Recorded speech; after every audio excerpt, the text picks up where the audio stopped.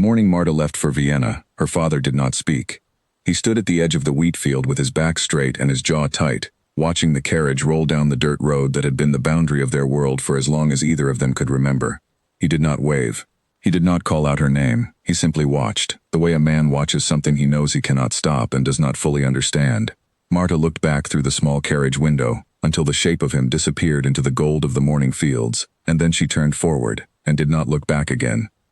She was 22 years old. She had never been to a city. She had never worn a dress that cost more than what her father earned in a week. She had never sat at a table where the forks had their own separate purposes. But she had read more books than most men twice her age. She spoke 4 languages well enough to argue in them, and she had a mind that could hold complex problems the way other people held ordinary conversations, easily and without effort. None of that mattered to anyone in Vienna. Not yet. The story of how she came to be in that carriage began 3 months earlier, on an ordinary Tuesday in early spring, when a wheel broke on a nobleman's coach at the edge of her father's property. The road that cut along the eastern border of the Kovac farm was not a main road. It was the kind of road that people used when they wanted to move quickly through the countryside without being noticed, which meant it was poorly maintained and occasionally punishing to carriage wheels. The man inside the coach was Duke Albrecht von Herren. He was 28 years old, broad-shouldered with dark hair that fell slightly across his forehead in a way that his mother's staff was always trying to correct. He was considered one of the most fortunate young men in the Austro-Hungarian Empire, which meant he was wealthy, titled, and deeply bored with everything that wealth and title had so far given him. He had been traveling from a hunting estate back toward Vienna when the wheel gave way on a stone in the road, and he climbed out of the coach with the mild irritation of someone who had never had to solve a practical problem in his life. Marta had seen the coach from the field. She had been checking the eastern fence line, which her father had been meaning to repair for 2 seasons but had not yet gotten to. When she heard the sharp crack of the wheel followed by the confused shouts of the coachman, she walked over without hesitation. What Albrecht saw when he turned around was a young woman in a plain brown work dress with her hair loosely pinned and her boots still carrying the mud of the morning. What he did not immediately see, because he was not yet paying the right kind of attention, was the way she assessed the situation in about 4 seconds, asked the coachman 2 precise questions about the axle and the spare parts in the luggage boot, and then began organizing a repair plan before anyone had thought to ask her to. She sent one of the junior coachmen to her father's barn for tools. She advised the senior coachman on how to brace the carriage so the wheel could be changed safely on uneven ground. She spoke to Albrecht directly and without any of the nervous deference that most people in her position showed to people in his, telling him plainly that the repair would take about 2 hours and that he was welcome to wait at the farmhouse where there was tea, bread, and a table. Albrecht, who had expected either panic or helpless apology from whoever happened to be nearby, was so surprised that he said yes without thinking. He stayed for the tea. Then he stayed for the lunch that Marta's mother quietly prepared, because it became clear the repair was going to take longer than 2 hours. Then he stayed for a conversation on the farmhouse porch that lasted until the light changed and the coachman appeared at the gate to say the carriage was ready. He had spoken with Marta for nearly 4 hours. They talked about the farm, about crop rotation, about the new economic theories that were beginning to circulate through European universities. She had asked him, with genuine curiosity and no particular awe, what it was actually like to manage an estate of the size she had read that his family held. He had answered honestly, which surprised him, because he rarely answered anyone honestly about the fact that he found estate management confusing and somewhat overwhelming. She had pointed out 2 things he had not considered about his land lease structure. Both of them were correct. He left that evening in a state of quiet confusion. He was not a man who confused easily. He was not a man who had often met someone who made him feel, in a pleasant and slightly uncomfortable way, that he had been thinking too small. He came back 4 days later. He told himself it was to check on the road repair. It was not about the road. He came back again the following week, and then the week after that. By the end of the 2nd month, he had told Marta 3 things that he had never said aloud to anyone. He told her that he was frightened of failing his family's legacy. He told her that the life he was expected to live felt like wearing a coat that had been made for someone else. He told her that the only times in recent memory when he had felt fully awake were the afternoons he spent at the edge of her father's wheat field, talking to her. Marta listened to all 3 of these things carefully. She did not offer him easy comfort. She told him what she actually thought, which was that inherited fear was the most dangerous kind because it felt like wisdom. She told him that lives built entirely on other people's expectations had a way of collapsing at the worst moments. She told him that she hoped, for his sake, that he would find the courage to build something that was genuinely his. She did not tell him that she had started waiting for Tuesdays in a way she had never waited for any particular day before. When he asked her to marry him, it was a warm afternoon in late April. They were sitting at the edge of the field and she was explaining something about soil drainage, and he interrupted her mid-sentence and said that he wanted to marry her, and that he hoped she would say yes, but that he understood completely if she needed time to think. Marta looked at him for a long moment. She thought about her father at the edge of the field. She thought about the library she had read completely twice. She thought about the conversations she had tried to have in the village and the blank faces she had encountered. She thought about the way Albrecht listened when she spoke, like someone who was genuinely trying to understand and not simply waiting for his turn to talk. She said yes. Her father said very little when she told him. He sat at the kitchen table for a long time with his hands flat on the wood, and his eyes focused on something in the middle distance that no one else could see. Then he said that he hoped the Duke was the kind of man who deserved her. Marta told him she believed he was. Her father nodded slowly, the way he nodded when he was not entirely convinced but had decided not to argue. Her mother cried quietly in the corner of the kitchen, and then made extra bread, because that was what her mother did when she did not know what else to do. The news reached Vienna before the carriage did. Albrecht had sent a letter to his family estate ahead of his return, and the letter was like a stone thrown into a still pond. The circles of reaction spread outward immediately and in every direction. His mother, the Dowager Duchess Helene von Herren, read the letter twice, set it down on her writing desk, and then sat very still for several minutes in the particular way that she sat when she was furious, but maintaining composure. His two sisters read it, and exchanged a look that contained an entire conversation without a single word being spoken. His legal advisor sent a note requesting an urgent meeting. His oldest friend, a man named Edmund Carr who had known Albrecht since they were boys at school together, sent a brief reply that said only, "I hope you know what you are doing, and I rather suspect you do not, but I wish you both well regardless." Albrecht read Edmund's note and felt a cold ripple of something that was not quite doubt but was perhaps its close neighbor. He folded the note and put it in his jacket pocket, and did not take it out again. The wedding happened on a Saturday in June, quietly, in a small church on the outskirts of the city.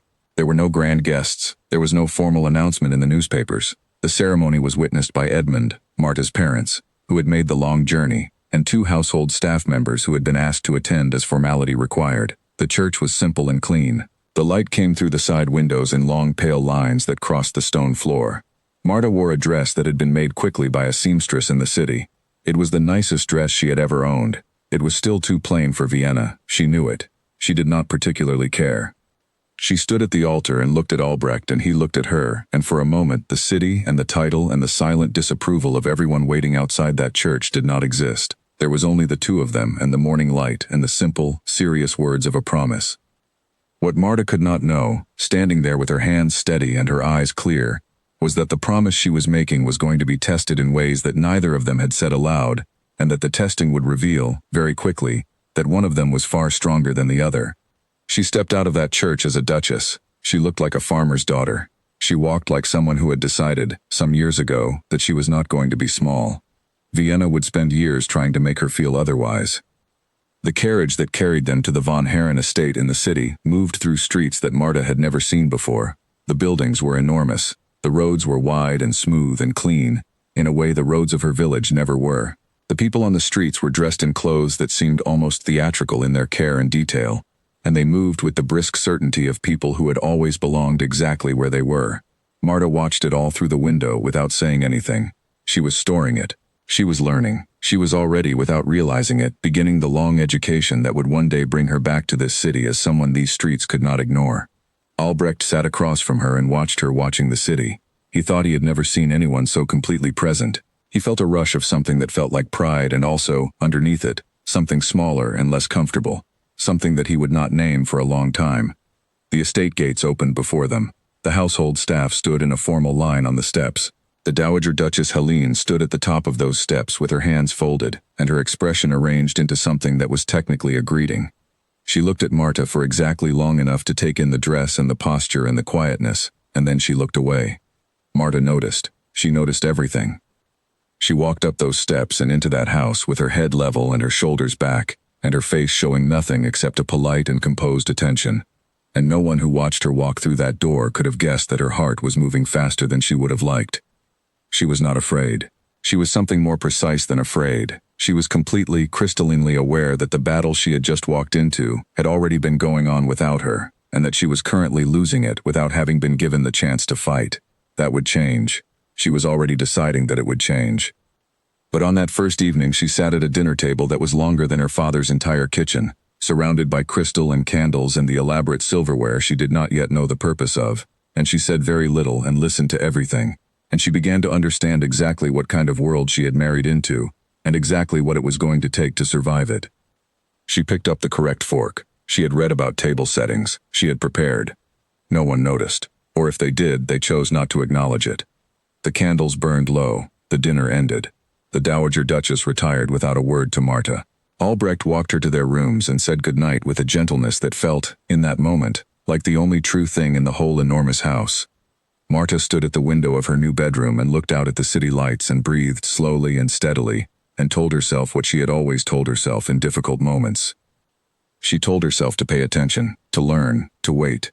The world had not seen her yet, not really, it had only seen the dress. The first morning in the Von Herren estate, Marta woke before dawn.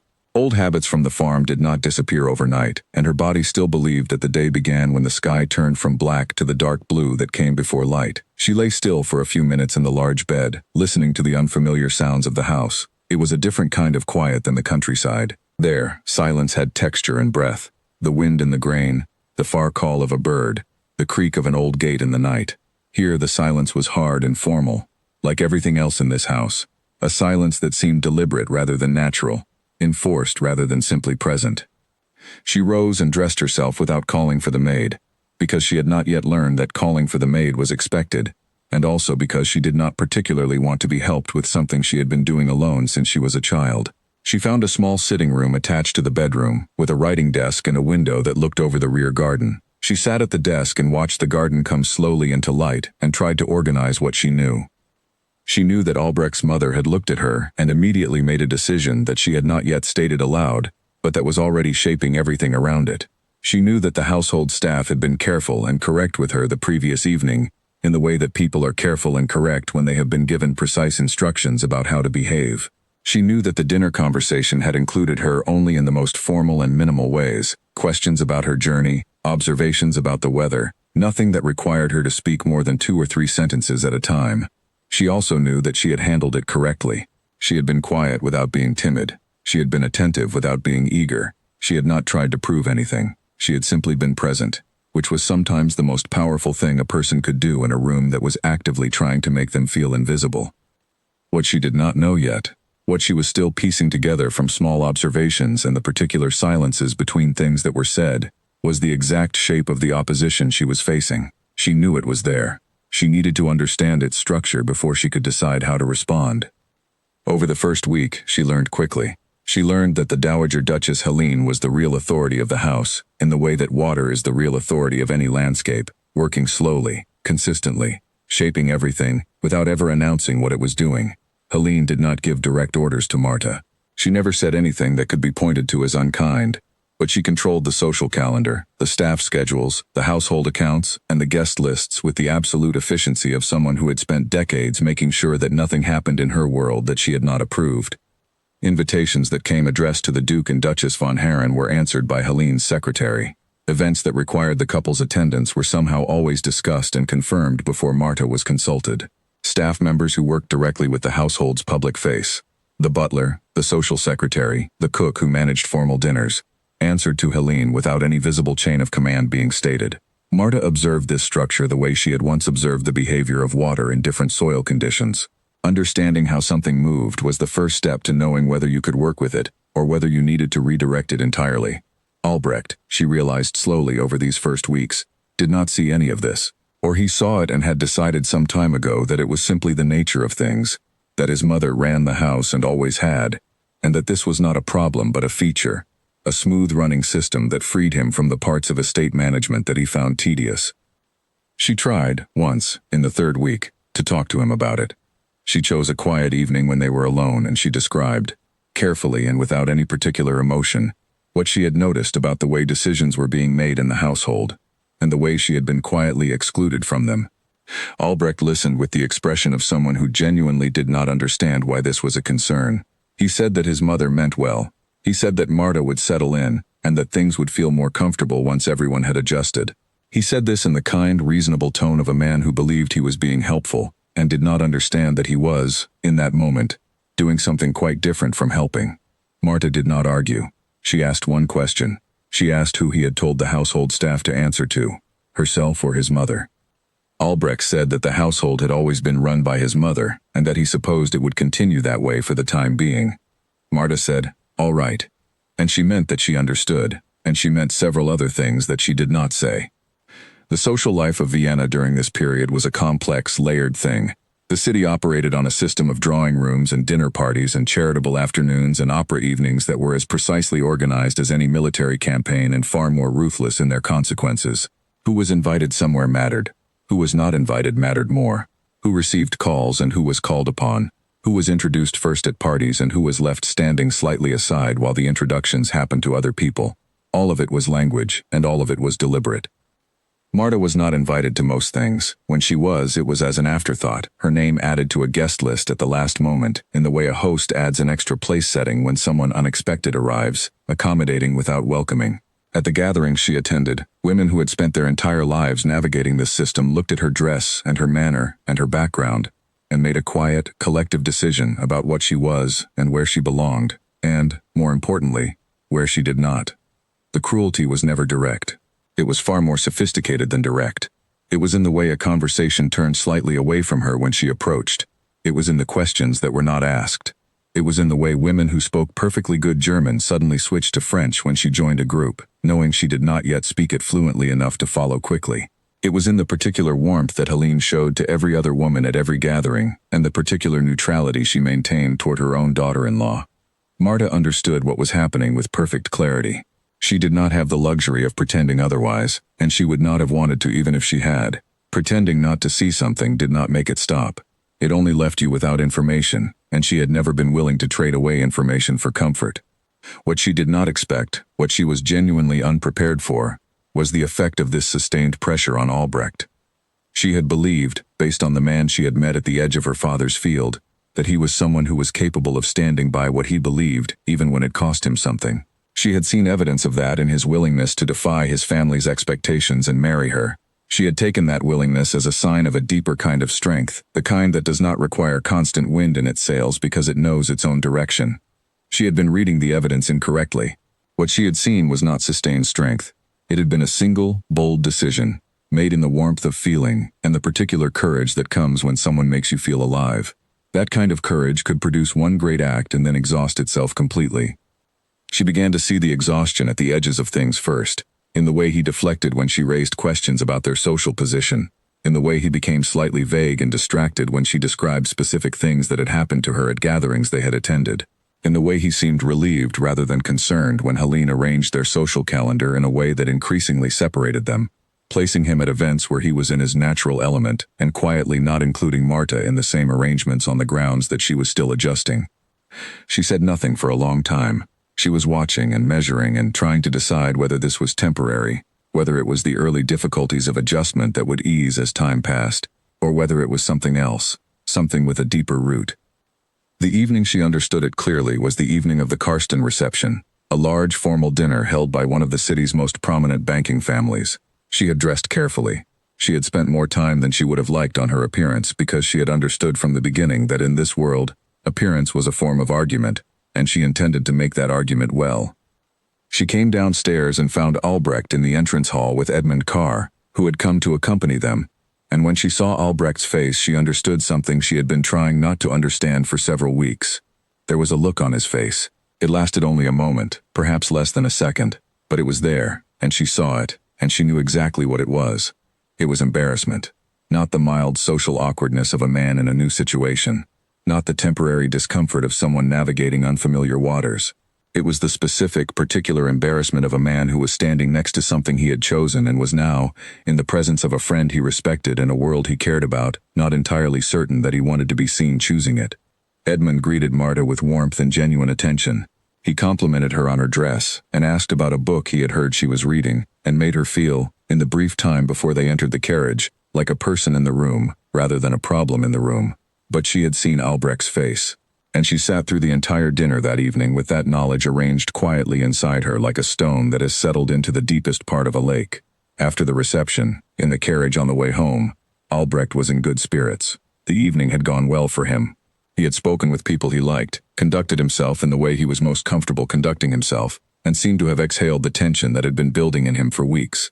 He was warm with her, talking easily, laughing at something Edmund had said at the end of the evening. Marta listened and responded, and was present and correct, and somewhere underneath the pleasant ride home, she was making a small, quiet decision. She was not going to wait forever for him to find the courage to stand by what he had chosen. She was not going to spend years being the thing he was quietly embarrassed of while the world watched and made its own decisions about what that meant. She was not made for that particular kind of diminishment, and she had known it long enough to trust the knowledge.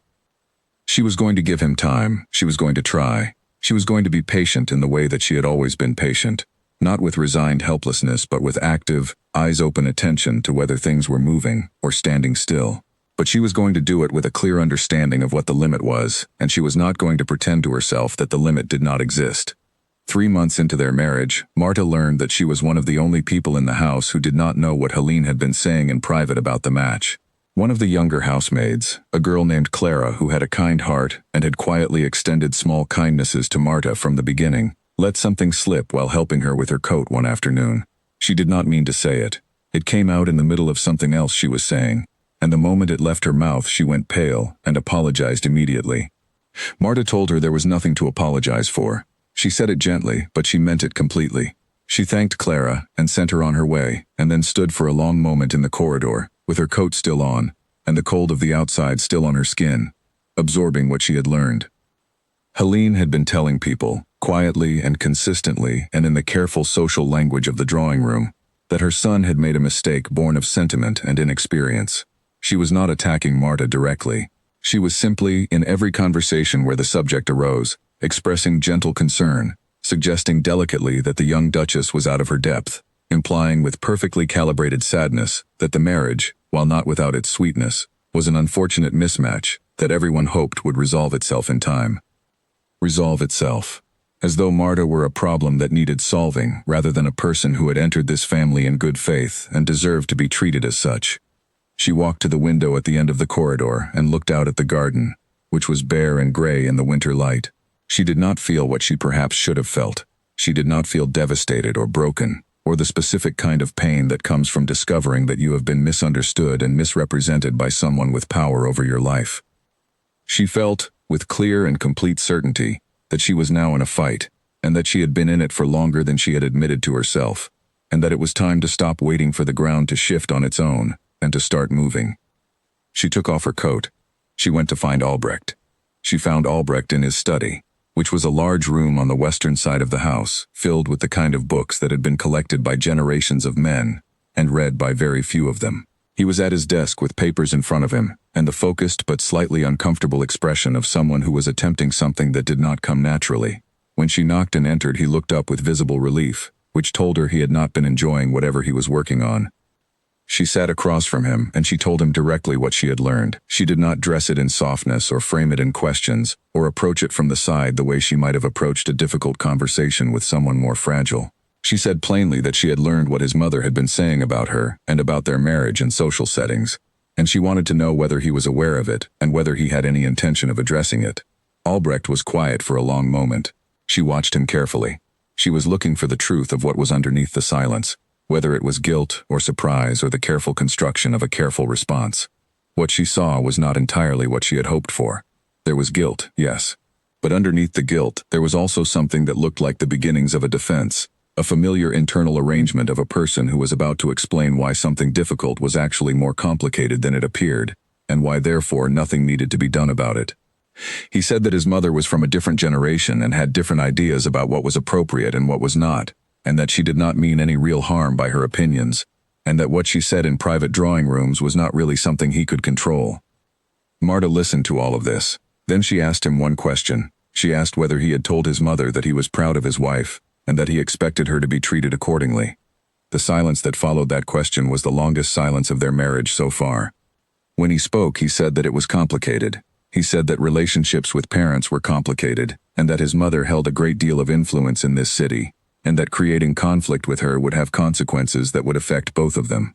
Marta looked at him for a moment. She said that she understood, and she did understand. She understood something about Albrecht in that moment that she had been trying not to conclude for several weeks, and the understanding settled into place with the quiet finality of something that has been true for a while and has simply been waiting to be acknowledged. He was not, at his core, a coward. That was important to hold on to, and she did hold on to it. But he was a man who had been shaped by a world that rewarded him for almost everything he did simply because of who he had been born, and that kind of shaping produced a particular blindness to cost. He had never had to pay a real price for anything important. When the price of standing by Marta began to show itself, he found that he did not have the practice or the muscle for paying it. He cared about her. She believed that, fully and without reservation. But he cared about her in the way a person cares about something they keep in one part of their life while keeping the rest of their life quite separate. And what she needed and what she deserved was something different from that. What she needed was someone who would carry her presence into every part of their life without hesitation, not because it was easy, but because she was his wife, and that was what a husband did. She did not say any of this to him that evening.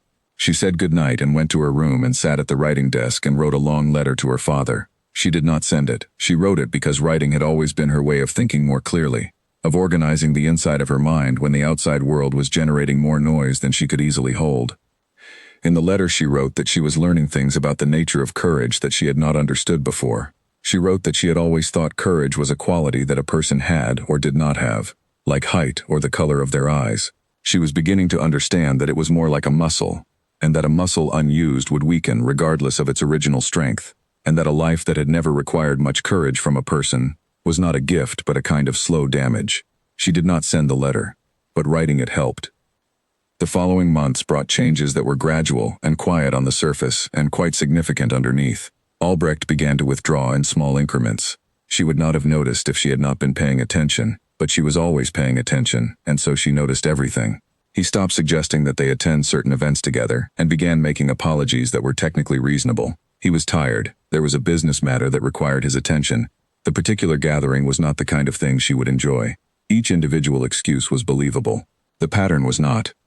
The household staff, with the precision of people who understood which way the wind was blowing, adjusted their behavior accordingly. The small courtesies that had been extended to Marta in the first weeks began to thin. Not rudeness, nothing that could be pointed to directly. Simply a quiet lessening of attention, a gradual redirection of focus back toward the two figures who had always held genuine authority in that house. Marta responded to all of this by doing something that no one expected and that she had been planning for several weeks. She went to the library. Not the estate library, though she used that too. She began corresponding with a university librarian whose name she had found in an academic journal she had borrowed from Albrecht's study. She wrote him a letter explaining that she was a private reader with serious interests in economic theory and land management, and asking whether he might be able to direct her toward recent publications in those fields that she could obtain through correspondence. He replied within 2 weeks. He was surprised and then delighted. He sent her a list of 12 publications and offered to source any of them she wished. She wrote back requesting all 12. This was how she began. Quietly, privately, without announcing it to anyone, she set about building something inside the cage that was being constructed around her. Not a plan for escape, not yet. Something more fundamental than that. She was building herself, the version of herself that was going to need to be equal to whatever came next, and she was doing it in the only way she had ever known, through relentless, disciplined, joyful learning. The books arrived in packages that she received herself and carried to her sitting room, and did not discuss with anyone in the household. She read late into the evenings. She took notes in a small journal she kept in the drawer of the writing desk. She wrote responses to ideas in the books, arguing with authors who said things she disagreed with, expanding on observations she found incomplete, making connections between fields that she found interesting. She was constructing something that no one around her could see, and therefore no one could take from her. 2 things happened in the spring of the following year that changed the shape of everything.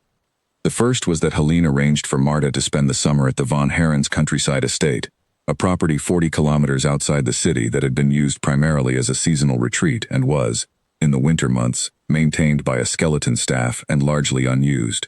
Helene framed this as a gift, an opportunity for the young Duchess to recover her health, which the stresses of city life had apparently affected, though Marta had not been aware of any health concerns and had not been consulted about the assessment. The arrangement was presented to her as decided. Albrecht confirmed it with a careful face and the specific gentleness of a man doing something he knows is not right, but has convinced himself is necessary. Marta said nothing to either of them. She went upstairs and packed her own things and was ready to leave the following morning. The second thing that happened was that Edmund Carr came to see her the evening before she was to leave. He came not to say goodbye but to talk, which was not the same thing. He sat across from her in the small sitting room with his elbows on his knees and his face showing more honestly than usual what was happening behind it. He told her that he was sorry. He said it simply and directly, and without the elaborate softening that people usually employed when apologizing for things they had not technically done themselves. He said that he thought Albrecht was making a serious mistake, and that he had told him so, and that Albrecht had not listened, and that he did not know what the right thing for him to do was, whether to continue pushing or to wait. Marta thanked him for saying so. She told him she believed it, and she did. Edmund was one of the very few people she had encountered in Vienna who seemed to operate with genuine integrity rather than performed integrity, and she had valued that about him from the beginning. He asked her, carefully, what she was going to do. She told him she was going to the countryside, because that was what had been arranged, and that while she was there she was going to do what she had always done, which was to keep her eyes open and her mind working, and to trust that a person who does not stop cannot be permanently stopped. Edmund looked at her for a moment. He said that he believed her, and that he thought Albrecht had made the greatest mistake of his life, and that he hoped time would prove him wrong about how it would end. She thanked him. She shook his hand. She told him she hoped he would keep in touch. He did, as it happened, for years. The carriage that took her to the countryside estate left at 9 in the morning. The city fell away behind her.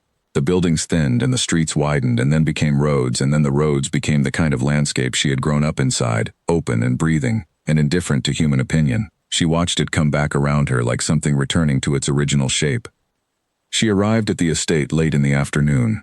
It was larger than she had expected, a stone house with good bones and a neglected garden, and a small staff of 4 people who met her with the particular wariness of people who have been told almost nothing about who they are receiving. She introduced herself and shook each of their hands, which startled them. She told them she was happy to be there and that she looked forward to getting to know how the place ran. She meant both things genuinely. She was shown to her rooms. She set down her own bag, because the maid offered and she declined. And then she stood at the window and looked out at the land behind the house. There were fields that had once been productive. She could tell by the shape of the soil and the remnants of structures at the edges. There were orchards that had not been properly tended for at least 2 seasons. There was a large kitchen garden that had been allowed to go somewhat wild.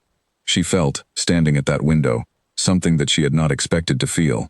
She felt interested, genuinely, hungrily interested, the way she always felt when she was looking at a problem that had a real solution and had simply not yet been approached correctly. She was a prisoner, in everything but name. She knew it. Albrecht had not said the word, and Helene had not said the word, and nothing had been written down anywhere that confirmed it. But she had been removed from the city and placed at a property that no one visited, and told, by everything that was happening around her, rather than by anything that was said, that she was expected to be quiet and manageable and out of the way. They had made a miscalculation. They had placed her somewhere with soil and structure and problems she could solve. They had given her isolation, which was, for a mind like hers, not a punishment but a resource. She turned from the window and opened her trunk and took out the books she had brought. There were 11 of them. She had chosen them carefully. She set them on the desk and looked at them for a moment, and then she took out her journal and opened it to a fresh page. She wrote, at the top of the page, the date. Underneath it she wrote one line. It said, "Let us see what can be built here." Then she picked up the first book and began to read. The estate had a name. It was called Herrenfeld, which meant something like Heron's Field, and had been in the family for 3 generations. In better years it had been a productive agricultural property with its own cheese dairy, several healthy orchards, and grain fields that contributed meaningfully to the family's income. In recent years it had become something closer to a large and expensive decoration, maintained at the minimum level required to keep it from falling apart entirely, but not actively developed or improved. The reason for this was not a mystery to Marta, who spent her first 2 weeks walking every corner of the property with a notebook in her hand, asking questions of each of the 4 staff members, and mapping what she found with the careful precision of someone who intends to understand a system before deciding what to do with it. The property had been neglected because no one with genuine authority over it had been paying attention to it in a long time. Albrecht had visited perhaps twice in the past 5 years. Helene had not been there in longer than anyone on the staff could accurately remember. The steward who managed the property, a quietly defeated man named Georg, had been sending polite and carefully worded reports to the Vienna estate for years, and receiving no substantive response, and had eventually stopped expecting one. Georg was the first person Marta sat down with properly, on her 4th day at Herrenfeld, in the small office attached to the main house that served as the estate's administrative center. It was a room that smelled of old paper and had not been organized in any meaningful way for quite some time. Reports were stacked in no particular order. Accounts books were present but not current.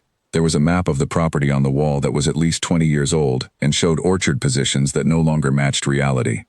Georg was a man of about 50 who carried the specific posture of someone who has spent many years being ignored. He sat across from Marta with his hands flat on his knees, and the careful expression of a person who was not sure whether he was in trouble, and was trying to prepare for multiple outcomes at once. She told him that she was not there to assess blame. She told him plainly that she could see from the condition of the records that he had been working without support or direction for a long time, and that she intended to change that. She asked him to tell her, without editing or softening, what the property's actual condition was, what its genuine potential was, and what the 3 most important problems were that had not been addressed. Georg was quiet for a moment. Then he said that in all the years he had been managing Herrenfeld, no one from the family had ever asked him those questions. He spent 2 hours answering them.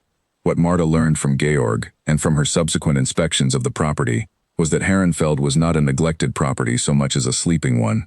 The soil in the main fields was still good.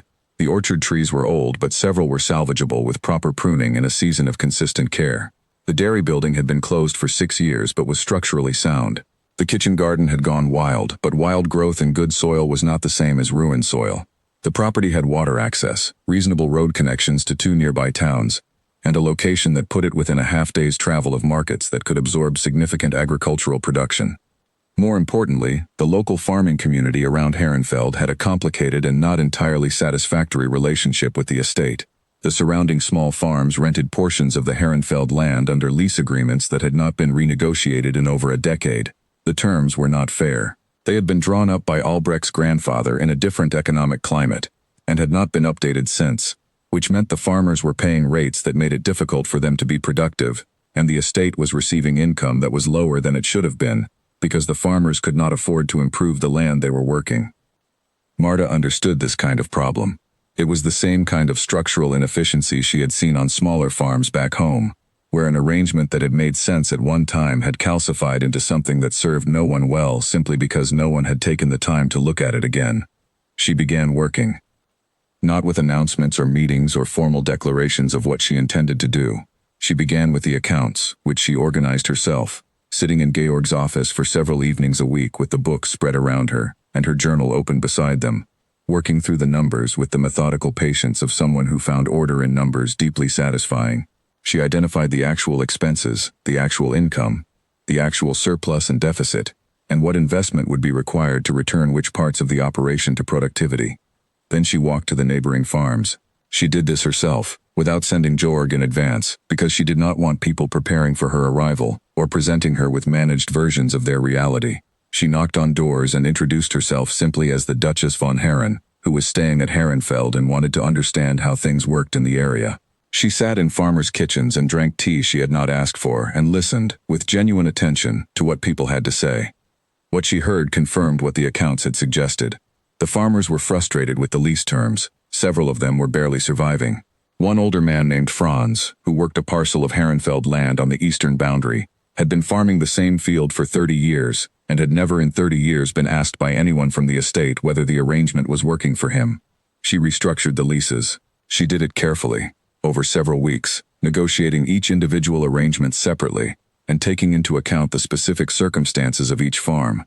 She reduced the fixed payments, and introduced a modest revenue-sharing element that meant the estate would earn more when farmers were productive, and the farmers would have more breathing room in difficult years.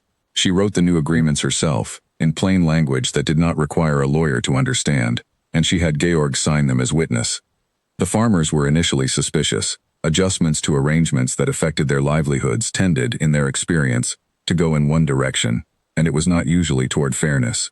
But Marta had a quality that she had always had, and that she had never been able to fully explain, which was that people believed her when she spoke, because she was telling the truth, and she was paying attention to them, and those two things together were rarer than they should have been.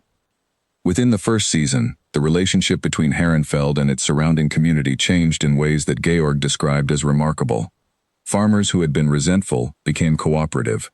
One of them, a young man named Oliver who had inherited a parcel from his father and had been planning to give it up, stayed because the new terms made the work viable.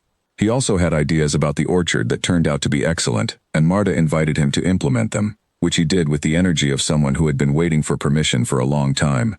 The dairy was reopened by the end of the first year. Marta researched the economics of small-scale dairy operations through the network of publications she had been building since her arrival, wrote a detailed proposal for how the operation should be structured, presented it to Georg, revised it twice based on his practical knowledge, and then hired 2 experienced dairy workers from a nearby town. And she was not supposed to be doing any of this. There was no formal prohibition. No one had said, in direct language, that she was not to manage the estate. But the clear understanding, the one that had been communicated to her through every arrangement that had preceded her arrival at Herrenfeld, was that she was there to be quiet, to be out of the way, and to leave the estate exactly as she had found it.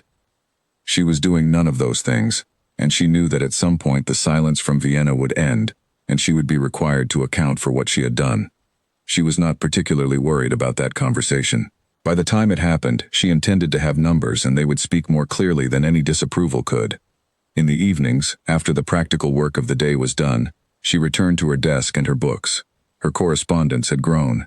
The university librarian she had first written to had introduced her, through a chain of exchanges that had taken several months, to an economist in Zurich named Professor Walter Hess, who wrote a quarterly journal on rural economic reform that was read in academic circles across Europe. He had published some of the ideas that Marta had been developing in her notebooks, without knowing their source, in a piece that one of his graduate students had submitted based on a letter he had passed along. When Marta wrote to correct the attribution, Professor Hess was astonished. He wrote back immediately, asking for permission to correspond directly, and expressing the kind of genuine intellectual excitement that scholars feel when they encounter a mind operating at a level they had not expected to find, in a direction they had not thought to look. She gave him permission. They began a correspondence that would last for many years. Under the initials M.K., she began contributing short pieces to the journal. Her first published piece was on the economics of small-scale agricultural restructuring. It was precise, well-argued, and drew on direct observations from real estate management in a way that distinguished it from purely theoretical writing. It was well received. The second piece, on the relationship between land lease structure and farmer productivity, was cited in a legislative document in the Swiss parliament within 6 months of its publication. No one at Herrenfeld knew about the journal pieces. No one in Vienna knew. Georg knew that she was writing a great deal in the evenings, but he was not a man who pried, and she had not offered explanation. Clara, the housemaid who had come with her from Vienna at Marta's specific request, knew that there were books and letters and late nights at the desk, and she sometimes brought tea without being asked, and that was the extent of it. Marta was building 2 things at once. She was building Herrenfeld back into something functional and productive, and she was building a body of thought and reputation in a world that she had not yet entered under her own name, a world of ideas and scholarship and economic reform that was beginning to know the initials M.K., the way one knows the distinctive style of a craftsperson whose work one admires before one knows who made it. Both projects sustained her. Both required everything she had. Both gave back more than they took. She was alone in the conventional sense.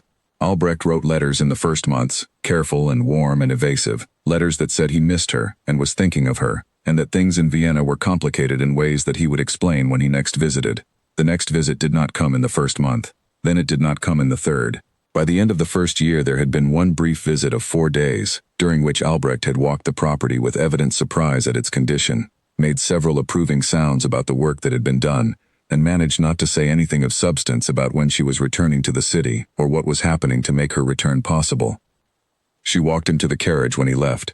She was pleasant and composed and gave nothing away of the precise, careful assessment she had been making of his face and his words for 4 days. He kissed her hand. He said he would write soon. He meant it when he said it. She watched the carriage until it was gone, and then she went back inside and told Clara she would take her tea at the desk tonight. She opened her journal. She wrote 1 line. It said, "The question is not whether I am strong enough. The question is what strength is for." Then she wrote 3 pages about her plans for the Eastern Field. The letter arrived on a Tuesday in October, which was, Marta noted to herself with a brief internal acknowledgement of the symmetry, the same day of the week on which she had first met Albrecht. The letter was from Vienna, but it was not from Albrecht. It was from his family's legal representative, a man named Arnold Schneider, written in the formal and precisely technical language of legal correspondence. She read it once quickly and then once again slowly, because there was a great deal in its careful sentences that required careful reading. The letter informed her that the Duke had concluded, after extensive consideration, that a period of formal separation was in the best interests of both parties.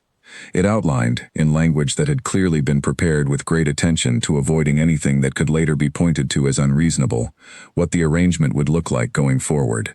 She would remain at Herrenfeld. She would continue to have access to a household allowance. The amount was specified, which was generous enough to be comfortable, and precise enough to communicate that she was not expected to exceed it.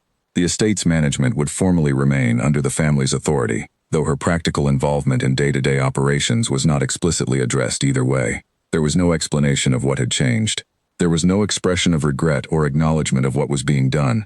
There was simply the polite legal machinery of a powerful family rearranging a situation that had become inconvenient. She sat with the letter at her desk for a long time. Outside the window, the October light was doing something specific with the angle of the late afternoon, casting long shadows from the orchard trees across the grass in a way that was, she thought, genuinely beautiful. She noticed that she noticed this. She thought it was a good sign, that the part of her that noticed beauty was still operating. She was not devastated in the way she might have expected to be. She had been watching this coming for long enough that its arrival was less a shock than a confirmation. There was something in the formal language of the letter, the way it reduced an entire marriage and an entire human being to a series of administrative arrangements, that was a specific kind of painful. Not because it told her anything she did not know about Albrecht's weakness, but because it reminded her, with official finality, of what that weakness had cost both of them. She had been ready to love him properly. That was what he had lost. Not just a capable woman, not just someone who had revived his estate and was building a serious intellectual reputation, and could have been, had things been different, an extraordinary partner for the life he was ostensibly trying to live. He had lost someone who had been genuinely prepared to love him through his faults. That, she thought, was the real waste. She did not write back to Arnold Schneider immediately. She set the letter in the drawer of her desk and went for a long walk around the estate in the fading October light.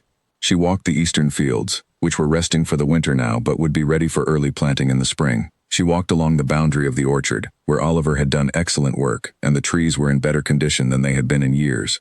She stopped at the edge of the property where her land met the road, the same kind of road she had grown up beside, and she stood there for a while with the cold coming in, and her breath visible in the air and the last of the sun going down behind the hills. She thought about what she was going to do. The allowance they were offering her was enough to live on comfortably and nothing more. It was enough to stay at Herrenfeld and continue as she was, managing the estate, writing her journal pieces under initials, living a life that was productive but invisible, and completely contained within the boundaries that had been drawn around her. That was clearly what was intended. The arrangement was designed to resolve the embarrassment of the marriage without producing any new embarrassments. If she stayed quietly at Herrenfeld and managed the property and did not enter Vienna society and did not cause difficulties, the arrangement would function perfectly for everyone involved. The Duke's life would return to its natural shape. His mother would stop having to explain the situation at dinner parties, and Marta would be, in the language of polite society, simply absent, which was, as far as Vienna was concerned, the next best thing to not existing at all. She walked back to the house in the dark. She wrote the letter to Arnold Schneider the following morning. She wrote it in the measured, precise language of someone who understood legal correspondence and was not intimidated by it. She thanked him for the communication. She acknowledged receipt of the proposed terms. She noted several specific points regarding the estate management that she required to have clarified before she could formally accept any arrangement, because she had been conducting significant management work on the Herrenfeld property and needed to understand the formal status of that work going forward. The clarification questions she raised were precise and required specific answers. They were not questions that could be deflected or answered vaguely. They bought her time, which was what she needed, but more importantly they established, in writing, that she was not someone who received legal correspondence and simply signed what was put in front of her. Then she wrote a second letter. This one was to Professor Walter Hess in Zurich. She had been corresponding with him for over a year at this point. She had not told him anything of consequence about her personal circumstances, only that she was a private scholar, based in the Austrian countryside, and that her formal name was not something she had yet chosen to make public. He knew her as M.K., as everyone in that world did, and he had been patient with the anonymity, while clearly wishing it were otherwise. She told him, in this letter, that she was considering making a change to her situation, and that she had a question for him. The question was whether he thought the quality of her work, if published under her full name, would be received on its own merits in the circles where economic reform work was taken seriously. He wrote back in less than a week. The letter was emphatic. He said that MK had already built a reputation that many professional economists spent entire careers trying to achieve, and that the question was not whether her work would be received but whether the world was prepared for how significant the reception would be. She read that letter 3 times. She put it in the same drawer as the legal letter from Arnold Schneider, where it kept very different company. Then she made her decision. She did not make it with drama or with the particular heat of anger, though there was some heat in it. She made it with the clear-headed precision of someone who has looked at a situation from every angle and identified the correct path through it. She was going to leave Herrenfeld. She was going to build a life that was entirely hers, funded by work that was entirely hers, in a world where what she knew and what she could do mattered more than who she was married to or what her father had grown in his fields. She was not going to do it the way someone does something out of desperation. She was going to do it correctly, which meant doing it carefully, which meant planning. She spent the next 3 months planning. The first element of the plan was financial. She had been managing Herrenfeld's accounts for over a year, and she understood them with complete thoroughness. She also understood, because she had studied the relevant law carefully, what her legal entitlements were as the Duchess von Herren with respect to the estate's finances. The restructured lease agreements had generated income that had been deposited into accounts that she controlled in her capacity as estate manager. The allowance she had been receiving had been living quietly in a separate account that she had opened through the family bank, without anyone noting it particularly. She had spent almost none of it. She was not wealthy by the standards of Vienna, but she had enough to leave with, and she had a professional reputation, under initials that she was about to attach to her full name, that she believed she could build into something sustainable. The second element was practical. She wrote to Professor Hess and told him she intended to come to Zurich, and asked whether he could recommend a reputable boarding house, and whether the university might have interest in hosting a series of lectures by MK, whom she was prepared, when the time came, to identify fully. He wrote back so quickly that she suspected he had been waiting for exactly this kind of letter for months. He had already spoken to colleagues. There was enthusiasm. There would be an invitation. The third element was the one she spent the most time on. She wrote to Clara and asked her, privately, whether she would be willing to come to Zurich if Marta went. She wanted to give Clara the full truth of what she was planning, and a genuine choice, because Clara had been loyal and kind and deserved honesty. Clara's reply was short. It said, "I have been ready to go since last winter. Tell me when." The fourth element was the one she executed last, and alone, in the early morning of a November day before anyone else in the house was awake. She sat at her desk with a single candle, and wrote a letter to Albrecht, not to his lawyer, to him. She wrote without anger and without the particular bitterness that people deploy when they want to make someone feel the full weight of what they have done. She wrote with the clarity of someone who has processed something completely and is speaking from the other side of that processing. She told him that she had received the legal letter and understood what it communicated. She told him that she was not going to sign the formal separation agreement, not because she intended to cause him difficulty, but because she did not intend to remain in an arrangement that was designed to keep her invisible and contained. She told him that she was leaving Herrenfeld, that she was going to build her life somewhere that her work and her mind were welcome, and that she wished him, with complete sincerity, no harm. She told him one other thing. She told him that he had been given the opportunity to know someone who would have been extraordinary in his life, and that the failure to take that opportunity was going to be something he lived with for a long time, not because she intended to make it that way, but simply because it was true, and she had never been in the habit of leaving true things unsaid when saying them served some honest purpose. She sealed the letter. She addressed it to Duke Albrecht von Herren, Vienna Estate, and left it on the desk. She went to wake Clara. They left at dawn in a hired carriage with 2 trunks and 11 books, and a journal that was nearly full. The road from Herrenfeld wound down through the hills and then straightened toward the west. The fields were bare in the November cold. The sky was the particular gray of very early morning, the kind of gray that comes before color rather than instead of it. Marta sat with her hands in her lap and her eyes on the road ahead, and she felt, with complete and startling clarity, that she was not running away from something but toward something, and that the difference between those 2 directions was the most important difference in the world.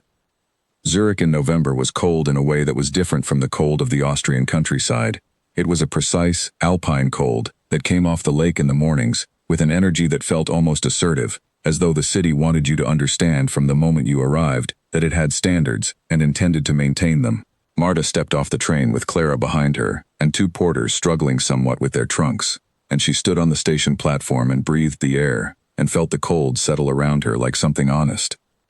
Professor Hess had arranged for them to stay in a boarding house on a side street near the university, run by a widow named Mrs. Bauer who rented to academic visitors and had, over the years, developed an efficient and unsentimental hospitality that suited Marta very well. The rooms were clean and warm and had good windows. There was a sitting room on the ground floor where guests could work in the evenings. Mrs. Bauer asked no questions about a woman arriving without a husband and with a maid and a quantity of books that seemed ambitious for the length of a visit. Marta liked her immediately. Professor Hess met her the following morning, at the university, in his office, which was exactly what she had imagined from his letters. A room that had long ago lost the battle against paper and had made its peace with the situation. He was a compact man in his 60s, with bright eyes behind small glasses and the restless quality of someone whose mind moved faster than the physical world was generally able to keep up with. He had spent 30 years thinking about rural economic reform, and he had never, in those 30 years, spoken in person to the person who had written the most interesting work in his field in the past 18 months.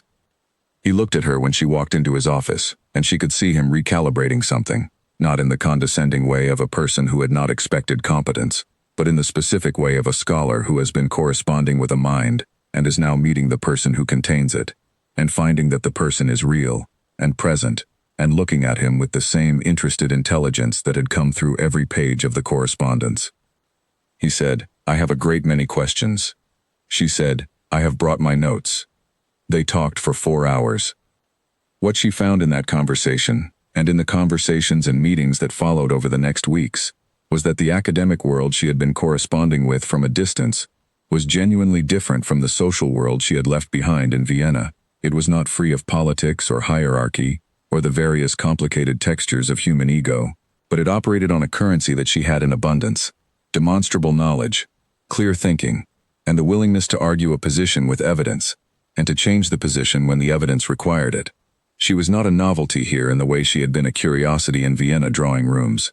She was a thinker who had done interesting work, and in this room and the rooms connected to it, that was what mattered first. Professor Hess arranged the lecture series he had promised, 3 evenings over the course of 2 weeks, open to faculty, graduate students, and invited guests.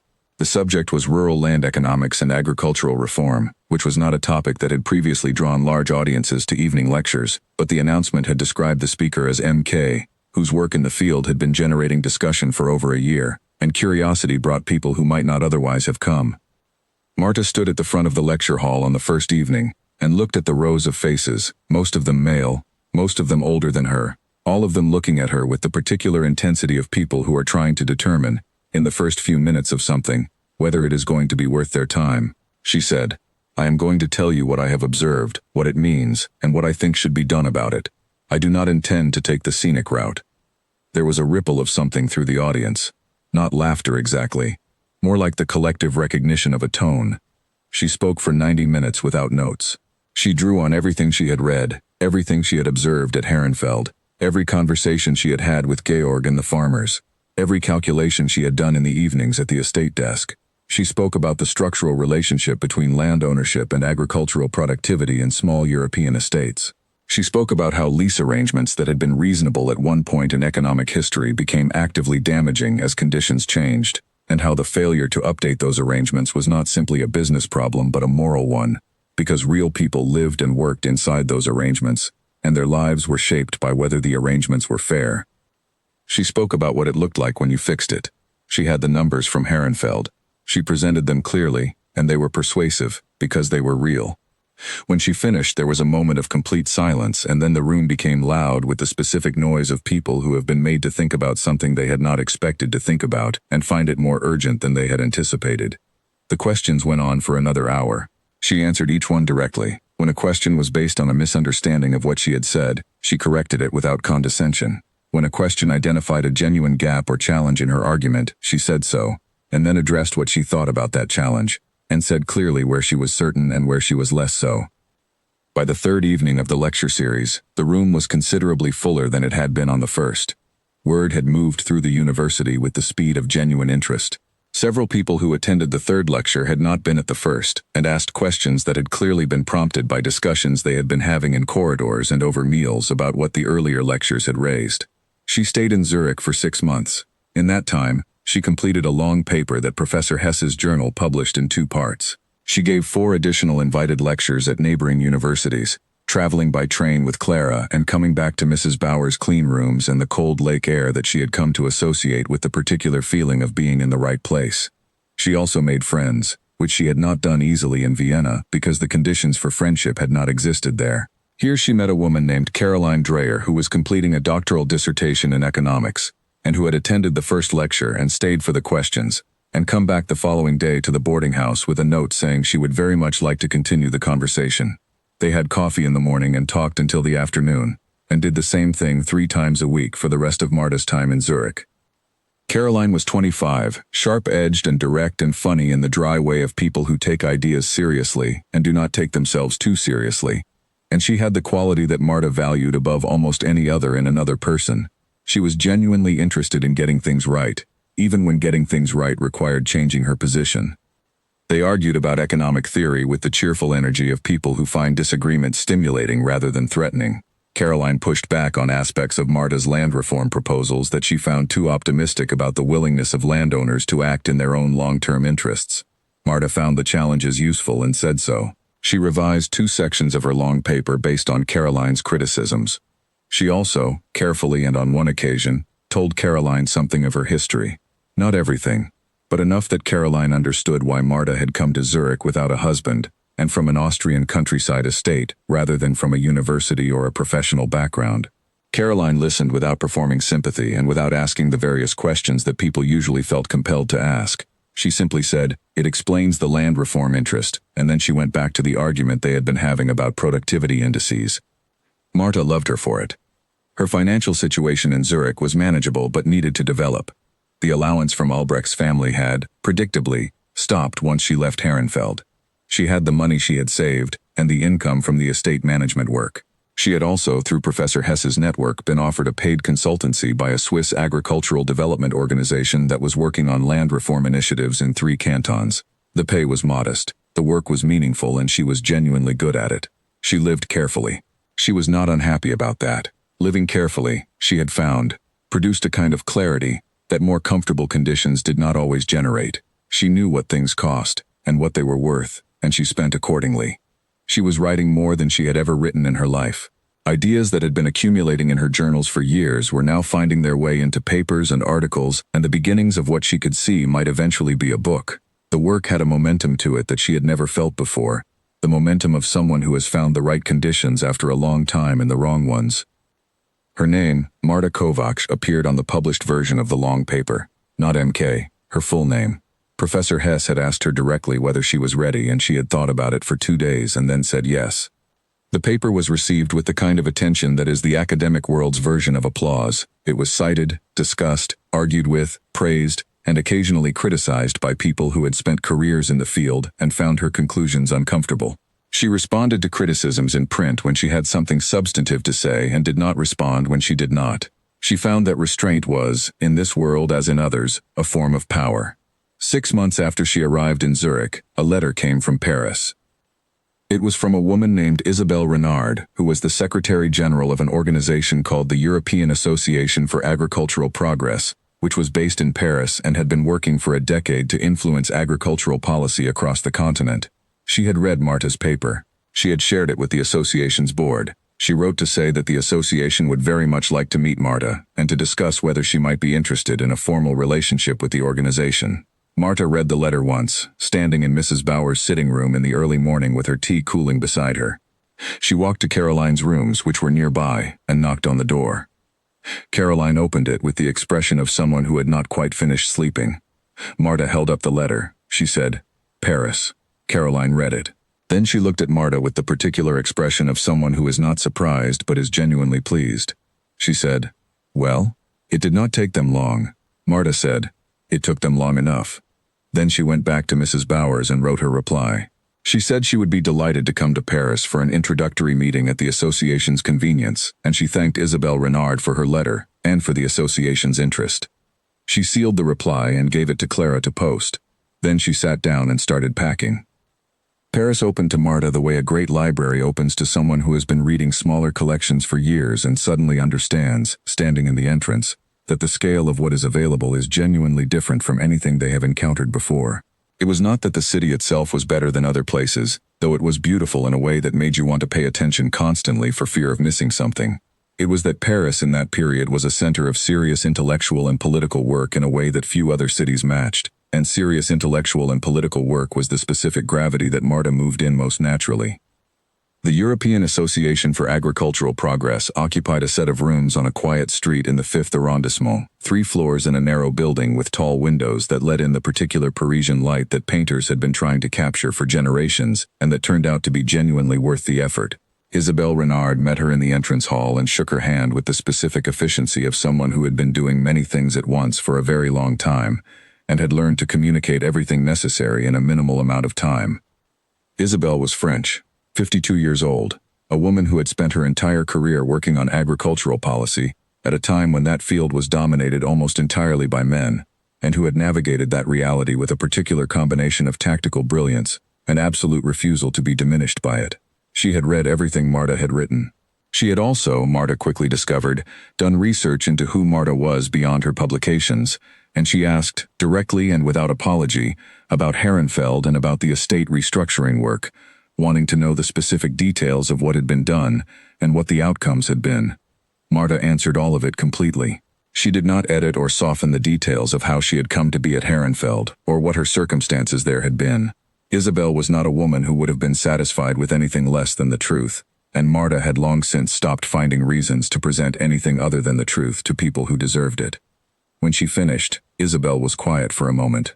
Then she said that the association had been looking for someone with Marta's combination of theoretical knowledge and practical land management experience for 3 years, and that they had not found it until they found her work, and that she hoped very much that Marta was going to say yes to what the association wanted to propose.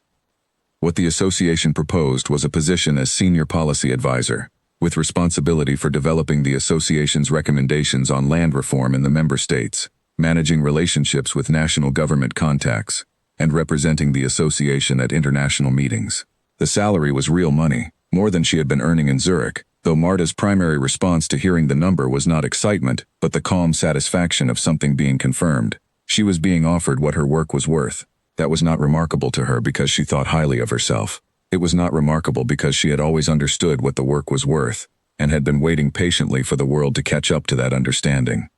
She accepted without negotiating the number down, which would have been absurd, and without negotiating it up, because it was fair, and she had not come to Paris to demonstrate that she could extract the maximum from a situation. She had come to do work that mattered. She started the following Monday. The work was everything Zurich had been and more, because it operated at a larger scale and with direct connections to the political structures that actually shaped how agricultural land was managed across Europe. The association worked with government ministries, with parliamentary committees, with international bodies that were beginning to grapple seriously with questions of rural welfare and land use. Marta moved through these worlds with a precision that surprised people who had expected someone younger or less certain of herself or more easily impressed by the rooms she was suddenly being invited into. She was not easily impressed. She had read too much and thought too carefully about these subjects to find herself particularly dazzled by people whose understanding of them was thinner than her own, and she had observed enough of how power worked, at the dinner tables of Vienna, in the corridors of Zurich's university, in the management of a struggling estate, to understand that rooms and titles were not the same thing as knowledge. She was also, by this point, very good at working with men who were initially skeptical of her. She had developed, through necessity, the ability to establish credibility quickly without being aggressive about it, to demonstrate what she knew in ways that allowed the other person to decide they had recognized her competence rather than being informed of it. It was a skill that required patience and a certain controlled restraint that she did not entirely enjoy using, because it was always slightly unjust to need it. But she used it effectively because the alternative was making enemies she did not need, and she was too focused on the work to spend energy on unnecessary conflict. Her first major project at the association was a comprehensive review of land lease law across 6 countries, comparing how existing legal structures supported or undermined agricultural productivity, and making specific, detailed recommendations for reform. She worked on it for 8 months with a team of 3 researchers and 2 lawyers, She drove the work with a discipline that her team found occasionally demanding and consistently fair. She was not easy to work with in the sense of being comfortable or relaxed. She was easy to work with in the sense that she was always clear, always honest, always focused on the work rather than on anything else, and always genuinely interested in what each person on the team contributed. The review was published in 1904 and was presented directly to the agricultural ministries of 4 of the 6 countries it covered. 2 of those ministries incorporated specific elements of its recommendations into policy consultations within the year. This was unusually rapid movement for this kind of work, and Isabel said so, and the association's board was pleased. What none of them said, but all of them understood, was that the speed of uptake had something to do with the directness and clarity of the writing, and the fact that the recommendations were grounded in real case evidence from real estates and real farmers rather than constructed entirely from theoretical models. This was Marta's particular contribution. She knew what land actually looked like and felt like and how it worked when the people managing it were paying attention, because she had paid attention herself, in the mud of a Bohemian farm and in the account books of a neglected Austrian estate. She lived in Paris in a small apartment on the left bank, 2 rooms and a kitchen, with a balcony too small to be of much practical use but positioned at an angle that caught the morning light. Clara had her own room, and they had developed over the years since leaving Herrenfeld the comfortable and specific relationship of 2 people who have lived through difficult things together and trust each other completely, without making a formal declaration of it. Paris was full of women doing interesting things. This was not a simple or uncomplicated fact. The obstacles for women in professional life were real and various and sometimes infuriating, but compared to Vienna, compared to the closed and rigid world of the Austrian aristocracy where her existence had been managed and constrained by a structure that benefited from her staying small, Paris felt like a deep breath. She made friends, real ones, the kind built on shared ideas and mutual respect and the particular pleasure of spending time with someone who challenges you to think more precisely. Caroline came from Zurich for 3 weeks and stayed for 3 months, which surprised neither of them. She met a journalist named Francis Abbott who wrote for an English publication and covered European policy in a way that was unusually serious and thorough, and they began a friendship built initially on professional exchange and deepened by the discovery that they were both people who found honesty more interesting than comfort. She also began to write the book. She had been circling it for years, the shape of it visible in her journals and her papers but never fully assembled. She started it properly in the 2nd year in Paris, early mornings before the association work began, and she worked on it with the same methodical patience she brought to everything she did. It was a book about what land meant to the people who worked it, about the relationship between how land was owned and how people lived, and what happened to communities when that relationship was functioning, and what happened when it broke down. It drew on economics and on her direct observations, and on the stories she had gathered from years of conversations with farmers in 2 countries. She wrote it in German first, because that was her language of thought for serious work, and then translated it herself into French, because it needed to reach readers in both worlds. She did not think about Vienna while she was in Paris, or rather she thought about it the way you think about a place you have been through rather than a place you are from, as geography rather than identity. She had not heard from Albrecht since leaving Herrenfeld. She had heard from Edmund Carr once, a brief and careful letter that said he was glad she was well, and that he hoped she was finding what she had been looking for, and that he was sorry for the role his inaction had played in what had happened, though she had not asked him for that apology and did not particularly need it. She wrote back to Edmund. She told him that she was finding a great deal, and that she did not hold him responsible for anything, and that she hoped he was well. She did not write to Albrecht. She had nothing more to say to him, not from anger or bitterness, simply because the conversation between them had reached its natural end, and extending it would have served nothing. There was a moment, about halfway through her 2nd year in Paris, when she understood something that she had been feeling but had not yet fully formed. She was walking back to her apartment from the association offices on a clear November evening, the kind of evening that Paris produces sometimes with the specific combination of cold air and low gold light that makes the city look like something from a painting, and she passed a bookshop window where one of her papers had been placed on display, alongside publications from other economists. She stopped and looked at it. Her name was on it. Marta Kovac, the farmer's daughter from Bohemia, the woman who had been quietly removed from her husband's world and placed in a countryside estate to be, as far as Vienna was concerned, forgotten. She stood at the bookshop window for a moment, and then she walked on. She was not forgotten. She was, as it turned out, only getting started. The book was finished in the spring of 1906. It was called The Land and the People Who Live from It, which was not a poetic title but was an exact one. and Marta had chosen it precisely because she was not interested in being poetic about the subject. She was interested in being clear.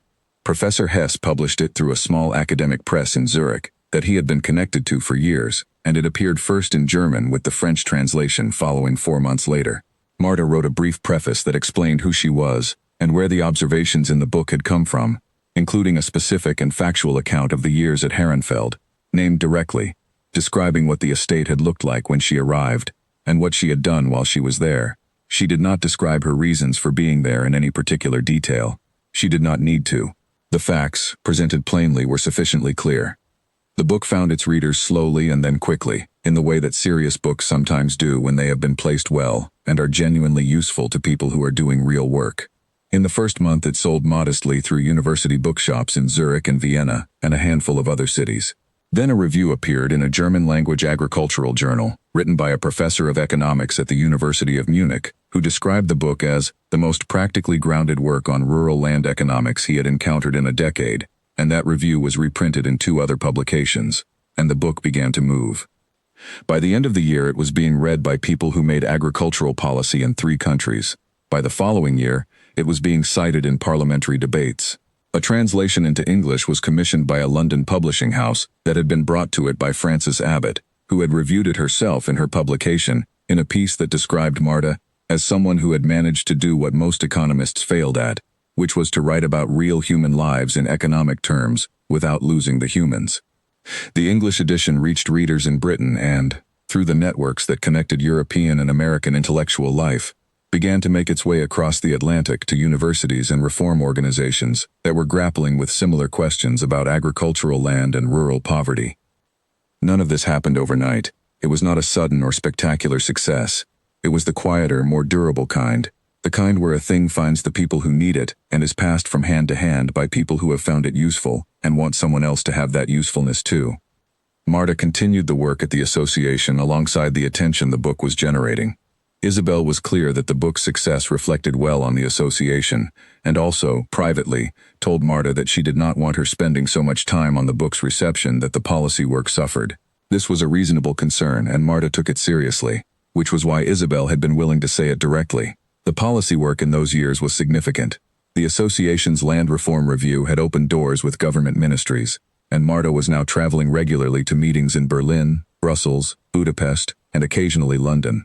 She was one of the few people in these rooms who combined formal academic credibility with direct practical experience, and she used that combination deliberately, knowing that it made her arguments harder to dismiss on theoretical grounds and impossible to dismiss on practical ones.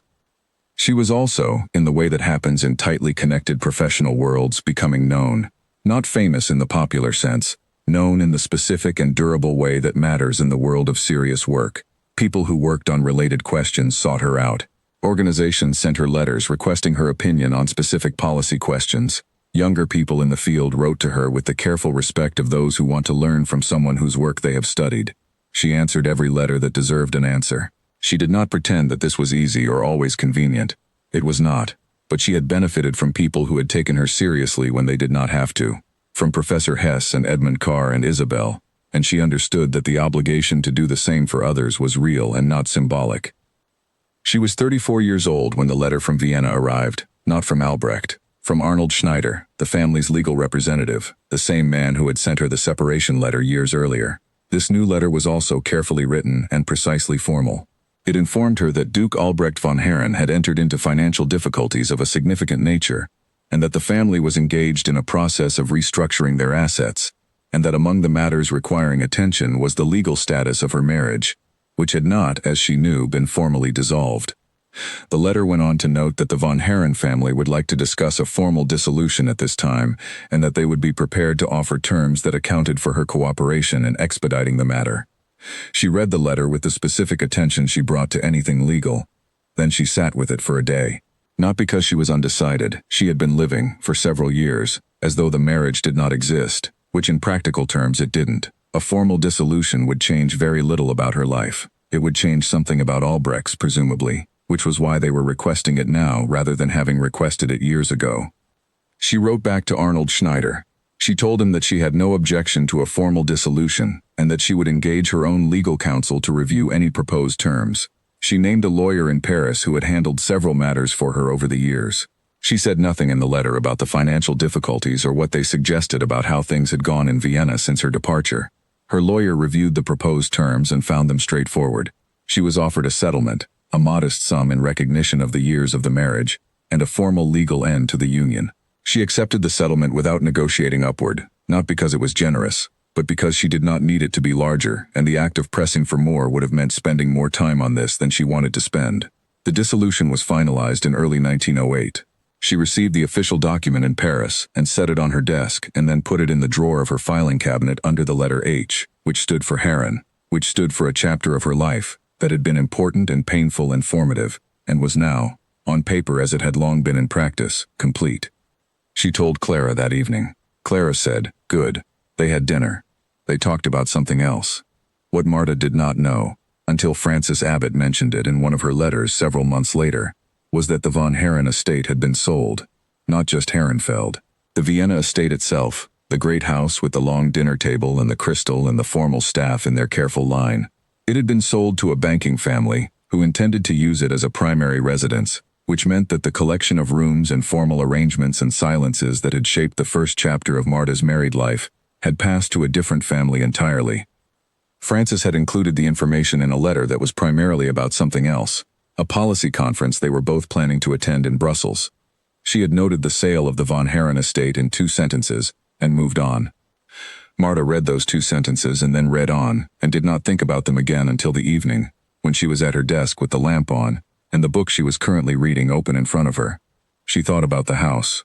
She thought about the staircase and the dinner table and the window at the end of the corridor where she had stood the morning she learned what Helene had been saying about her. She thought about Albrecht's face in the entrance hall, that brief moment of expression that had told her everything and that she had never forgotten. She hoped he was all right. She genuinely did. She held no bitterness toward him, which was not the same as holding no understanding of what he had done. She understood exactly what he had done, and exactly what it had cost both of them. But bitterness was a thing she had decided years ago she could not afford. Not because she was without feeling, but because she was too focused on building forward to spend the resource of herself on looking backward. She went back to her book. The following morning she woke early and wrote 6 pages for a paper she was working on. Then she dressed and went to the association and had a meeting that lasted 3 hours and produced, by its end, the outline of a new initiative that she believed could genuinely shift how land reform policy was approached in the member states. She walked home in the early afternoon through the 5th arrondissement with the Paris light doing what Paris light did, and the particular feeling around her that she had learned to recognize as belonging to her life now, the feeling of being in the right place, doing the right work, with the right people, in a world that had taken a very long time to open its doors but that had opened them, and that she had walked through. She stopped at the bookshop on the way home, not the one where she had seen her paper in the window years ago, a different one. She bought a book she had been meaning to read for 2 months. She carried it home and set it on the stack beside her bed. She had a good evening. She slept well. The invitation to Vienna came in the winter of 1909. It was from a newly formed body called the Central European Commission on Rural Welfare, which had been established through a joint agreement between 3 governments, and was holding its inaugural summit the following spring. The commission had read Marta's book, had followed her published work, and was requesting that she deliver the opening keynote address at the summit, which would be held in Vienna at the city's largest public hall. Vienna. She sat with that for a while. She was 36 years old. She had been away from Vienna for 7 years. She had left as the embarrassment, the farmer's daughter quietly removed from the drawing rooms of a city that had decided it did not want her. She was being invited back as the opening speaker at the most significant rural welfare summit the region had ever convened. She accepted. She wrote the acceptance letter herself, which she did not always do for professional correspondence, and she wrote it in the precise and formal language appropriate to the occasion, and she did not mention any of what she was feeling while she wrote it, which was something she would not have been able to name in a single word, and did not try to. She spent 3 months preparing the address, not because she lacked things to say. She had more to say on the subject than 90 minutes could contain, but she wanted this particular address to be the best thing she had ever written. And the best thing she had ever written had taken a long time and several drafts, and the willingness to throw away versions that were good but not right. She wrote the first draft in February, working in the mornings before the association work began. She gave it to Caroline, who was now teaching at a university in Basel, and came to Paris every other month. And Caroline read it over 2 evenings, and returned it with annotations in the margins, that were sometimes admiring and sometimes bluntly critical, and always useful. She rewrote the central section 3 times. She cut the opening and rebuilt it, because the original opening had been too formal and she wanted something that would establish from the first sentence that the audience was dealing with a person who had been in the fields, not only in the lecture halls. She also decided, in the preparation, exactly how she was going to present herself, because she understood that in Vienna, more than anywhere else, the presentation of a self was a form of argument. She was not going to attend in the plain dress of the woman who had arrived in that city 20 years ago. She was also not going to dress in the elaborate theatrical manner of the Vienna aristocracy that had dismissed her. She was going to dress as exactly what she was, a serious woman of considerable professional accomplishment who had no need to prove anything, and no interest in performing for anyone. She chose a dress in dark blue, well made and composed, the kind of dress that said this person has taste and judgment and does not require your admiration of either. She brought Clara, who had her own strong opinions about these things and who contributed 2 specific adjustments that improved the final result considerably. They traveled to Vienna by train in May. The city approached through the train window in the familiar way of places that have been important to you, carrying both the weight of what they were and the particular strangeness of returning to something you have changed past. Marta watched Vienna come closer through the window and felt the clarity she always felt when she was about to do something she had been preparing for, and believed she was ready for. Not nervousness exactly. The kind of focused alertness that comes before important work. They were met at the station by a representative of the commission and taken to a hotel that was located, she noted, on a street she had been driven down during that first carriage ride into the city as a new bride who had not yet understood what was coming. She did not mention this to anyone. The first evening she walked through the city alone for 2 hours. Clara had offered to come and she had said no, wanting the solitude. She walked through the streets she had been driven through as a new bride, observing the city with the different eyes of someone who had now seen a great deal of the world and come back. Vienna was beautiful in ways she had been too overwhelmed to fully appreciate the first time. She let herself appreciate it now. The buildings, the light, the quality of the evenings in this particular city. She also walked past the Von Herren estate. She did not plan to. The route she had been taking simply brought her to the right street, and she recognized it before she was looking for it. The shape of the building against the evening sky. The gates that she had passed through as a young woman in a carriage with a new husband, and a plain dress, and no idea of the specifics of what was waiting for her inside. The building was occupied by a new family now. There were lights in the upper windows and a different feel to the entrance, something warmer and less formal. She stood across the street from it for perhaps 30 seconds, and then she walked on. She had dinner alone at a restaurant near the hotel and was in bed early. She slept, as she generally did, well. The Summit Hall held 400 people, and on the morning of the opening address it was full. Heads of commission departments, government ministers, academics, policy advisors, representatives from farming cooperatives, journalists. The kind of room that assembled itself around work that mattered and drew together the people who were trying to do that work. She sat through the opening formalities, the acknowledgments and the presentations of the commission's mission and the brief addresses by 2 government ministers, and she was present and attentive, and showed nothing on her face of the particular quality of the attention she was giving to being in this room in this city. When it was time, the commission chair introduced her. He gave a summary of her professional biography, the publications, the years at the association, the book, the policy work across 6 countries. He said that she was one of the most important voices in European agricultural reform, and that they were honored to have her open this summit. There was applause. She walked to the podium. The room came to full attention, the particular quality of silence that 400 people produce when they are genuinely ready to listen. She looked at the room. She did not look at it as she had once looked at Vienna drawing rooms, from the position of someone who needed something from the room and was hoping not to be dismissed. She looked at it as a person looks at a room that is waiting for what they have to say, and knows that what they have to say is worth the room's time. She began. She spoke about the land. She spoke about what it produced and what it required, and what happened to communities built on it when the relationship between people and land was respected, and what happened when it was not. She spoke about the farmers she had met in the villages around Herrenfeld, naming the place directly, making no effort to distance herself from her history there. She spoke about Franz, who had farmed the same field for 30 years without ever being asked whether the arrangement was working. She spoke about Oliver, who had saved an orchard because someone had finally given him permission to try. She spoke about what fair land management actually looked like in practice, and about the specific legal and economic reforms that could move it from aspiration to reality.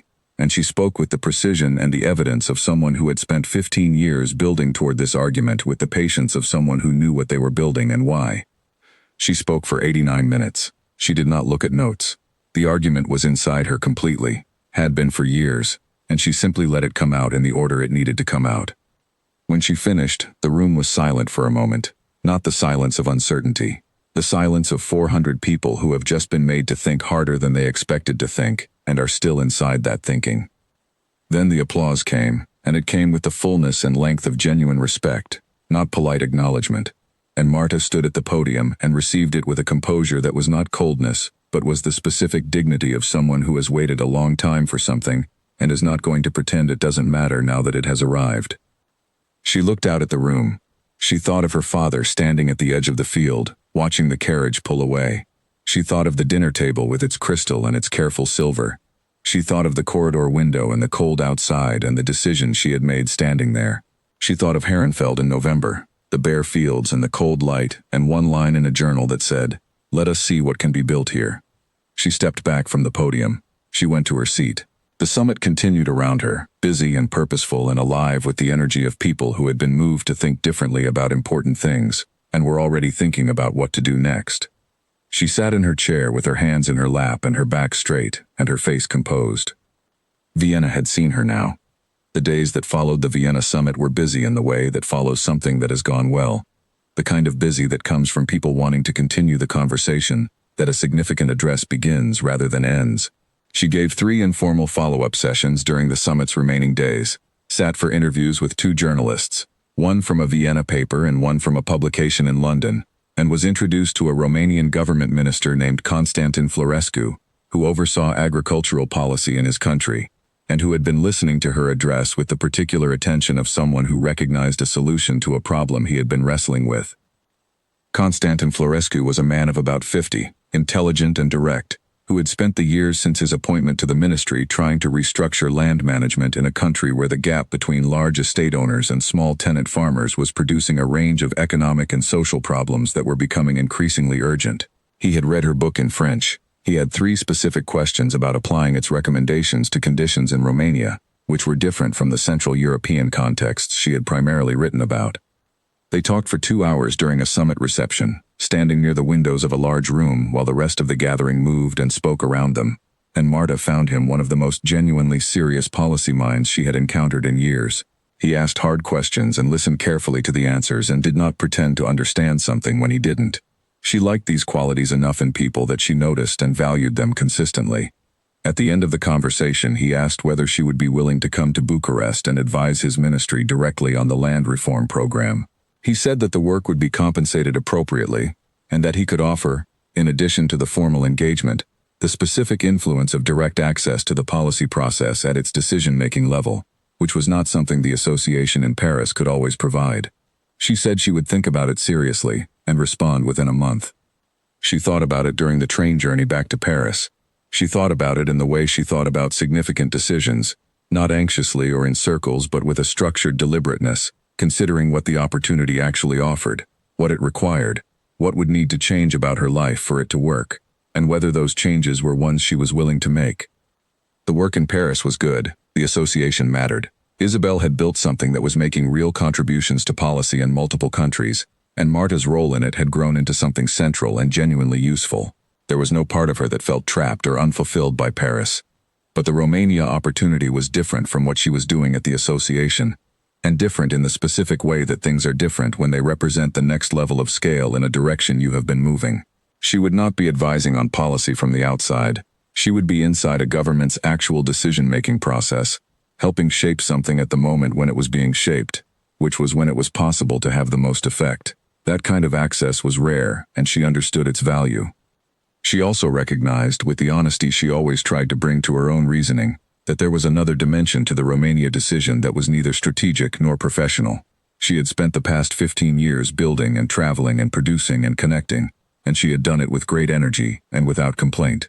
She had not wanted or needed anything other than the work, but she was 37 years old and she was beginning to feel, not urgency exactly, but the adult awareness of time that comes to people who are paying attention and who understand that the shape of a life is made by choices that compound over years, and that some choices, not made by a certain point, become simply not available. She was not thinking about another marriage. She had not thought about another marriage at any point since leaving Herrenfeld. That particular institution had left her with a very clear understanding of both its potential and its specific risks, and she was not in a position where she felt any particular lack in its absence. She was thinking about depth, about building something in one place long enough for the roots to go down, about having a home that was not a boarding house room or a left bank apartment but somewhere that accumulated the marks of long habitation, books arranged the way she wanted them, a garden if there was space, people nearby who had known her for long enough to call her by a shortened version of her name when they disagreed with her. She wrote back to Constantin Florescu accepting the engagement. She told Isabel. The conversation with Isabel was honest and warm and ended with Isabel saying that she would hold the policy advisor role open for 6 months, and then find someone else for it, but that Marta's connection to the association was, in her view, a permanent thing if she chose to maintain it. She chose to maintain it. She moved to Bucharest in the autumn of 1910.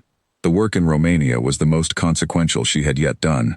She was advising a functioning government on actual legislation, working alongside lawyers and ministers and bureaucrats who had the power to turn the recommendations into law, and watching, for the first time in her professional life, the direct conversion of ideas she had developed over 15 years of reading and thinking and observing into specific written statutes that would affect how land was managed across a large country.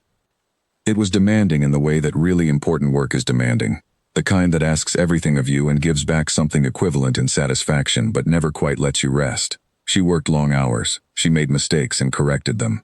She argued positions she believed in against people with different views, and she won some of those arguments and lost others and learned from both. She also, slowly and without planning for it, built a life there in the specific sense she had been thinking about on the train from Vienna. She rented an apartment on a quiet street in the center of the city, and stayed in it long enough to arrange it the way she liked, which had not been possible anywhere she had lived since leaving Herrenfeld. She knew her neighbors. She had a regular table at a nearby restaurant. She had bookshelves that required a second bookshelf to accommodate what overflowed from the first. Clara was with her, as she had been everywhere. They had been together now for nearly a decade, and the relationship between them had become something that did not fit any of the available categories, and did not need to. Clara understood Marta with the completeness of someone who has observed a person closely through many significant things, and has paid genuine attention throughout. She received an appointment in 1912 that was described in the formal correspondence as Senior Royal Advisor to the Royal Commission on Agricultural Development, which was a position created specifically to anchor the land reform work she had been doing within a structure that would give it permanence beyond any individual ministry's tenure. The appointment carried a title, not a title of nobility, not anything connected to the world she had entered and left as a young woman. A title of professional rank, earned from the work, belonging to her and not to any family name. The letter informing her of the appointment came on a Monday morning in October. She read it once, standing at the kitchen table. She put it down. She made her tea. She sat by the window and looked at the street below for a while. Clara appeared from the other room and saw her expression and asked what had happened. Marta told her. Clara sat down. She was quiet for a moment, in the way of someone who is feeling something real and is not going to reduce it to something smaller than it was. Then Clara said, "Your father would have been very pleased." Marta looked at her. She felt something move in her chest that she did not try to contain or manage. Her father had died in her 3rd year in Paris. She had gone back to Bohemia for the funeral, and stood at the edge of the wheat field with her mother, and looked at the land, and said goodbye to the man who had stood in that same spot years ago, watching a carriage take his daughter away. She said, yes, he would have. They sat with that for a while. Then they had their tea. The book that came out of the Romania years was the one she considered her best. It was a study of what large-scale land reform actually looked like when it was implemented, what worked and what failed and why, and it drew on the specific experience of the Romanian program with the kind of granular, ground-level precision that had characterized everything she had written, but that reached its fullest expression here, because she had been inside the process in a way she had never been before. It was translated into 6 languages. It was used as a teaching text in university programs in 4 countries. It was read by people who were trying to do similar work in places she had never visited, and corresponded with people she had never met, and was passed, hand to hand, in the way that genuinely useful books move through the world.